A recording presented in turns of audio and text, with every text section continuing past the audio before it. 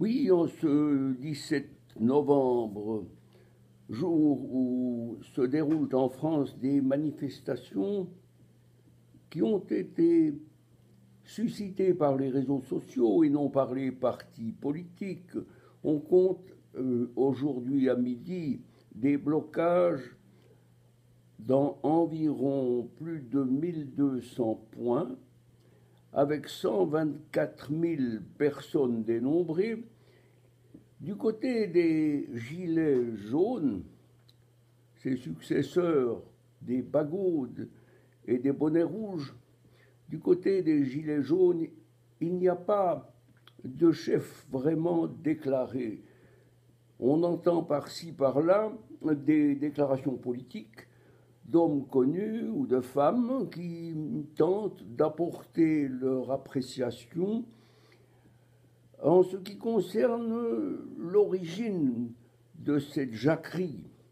Eh bien, je pense que si on prend un peu de recul, force est de constater que la France va mal. Et la France va mal parce qu'elle est mal dirigée, la France va mal parce qu'elle est sous la coupe d'un président élu avec l'appui de l'extérieur, un président, je me permettrai de dire, de rencontre, un président de théâtre, un homme qui joue plus facilement avec la pyramide du Louvre et les tableaux du grand maître de l'univers ou du grand architecte de l'univers. Le problème n'est pas là. Le problème est que la France doit changer. La France doit cesser d'être à la solde de la finance internationale et de la franc-maçonnerie et de l'islam. Voilà où nous en sommes en France. Et c'est parce que c'est la chrétienté qui a laissé le champ libre dès 1905, voire plus tôt, dès la Révolution française, avec quelques petites parenthèses. Il faut que la France redevienne la France chrétienne. C'est ce que je raconte chaque fois que j'ai l'occasion de le faire envers mes amis ou ceux qui me posent des questions. L'insurrection des croquants, c'était une affaire passée de 1637 sous le gouvernement de Richelieu. Maintenant, on a eu les bérets rouges et aujourd'hui même, si vous lisez www.hérodote.net, vous avez un magnifique article d'André Larané qui parle également de ces gilets rouges en disant ceci: cette colère populaire, concrétisée par la manifestation des gilets jaunes le 17 novembre, donc aujourd'hui, cumule tous les ressentiments des classes populaires accumulés depuis plus de 2 décennies.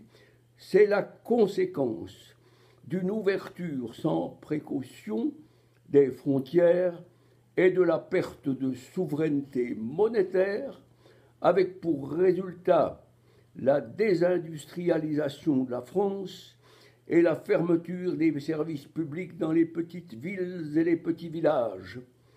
Cette dévitalisation du territoire va de pair avec la crise démocratique mise en évidence en 2005, quand la classe politique, droite et gauche confondue, s'est assise sur les résultats du référendum, concernant le traité constitutionnel européen qui avait été refusé par plus de 54% des Français.